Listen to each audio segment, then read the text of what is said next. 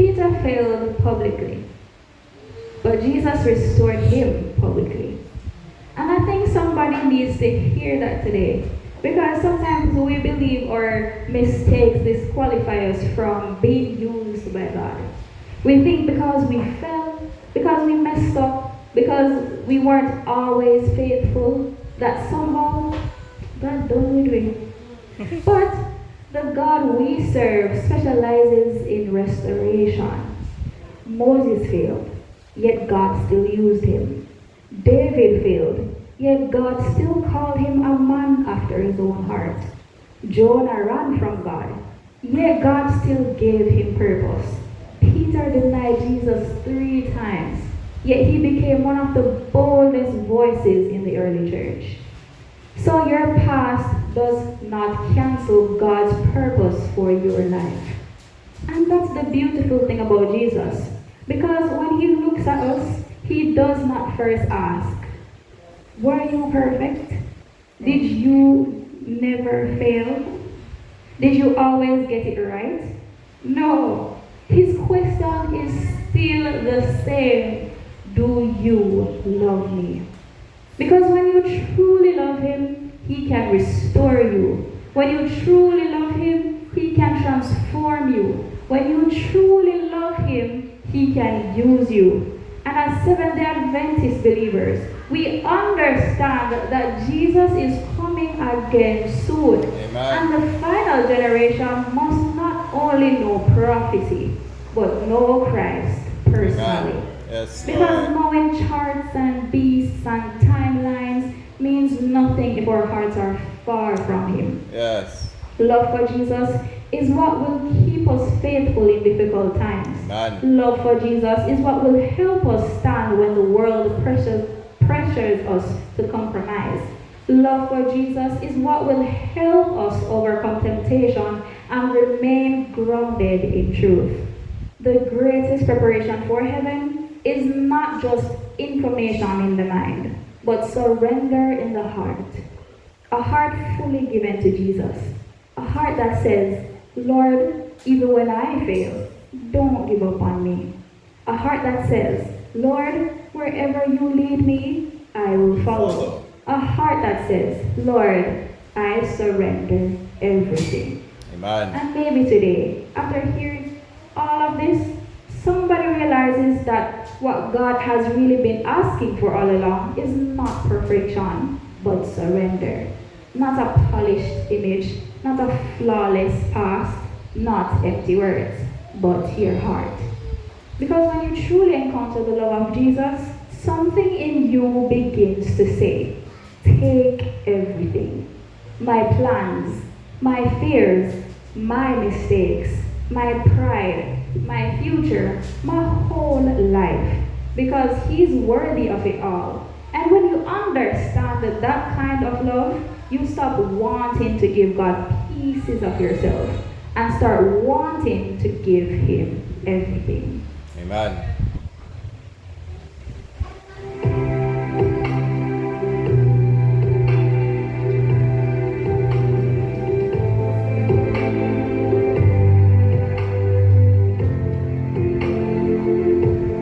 Even the sparrow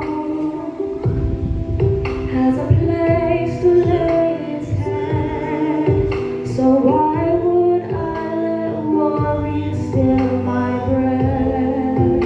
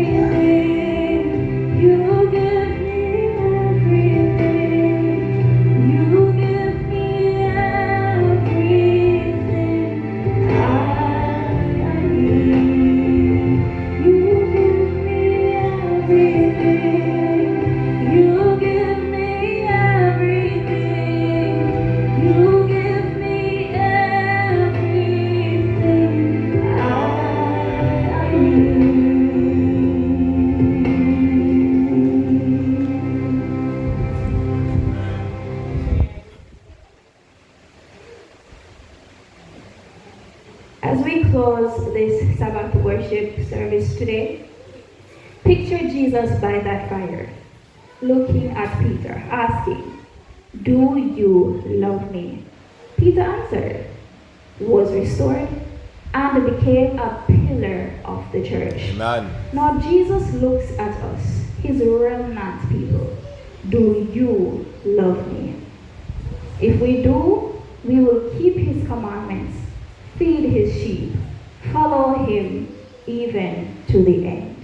Amen. Amen.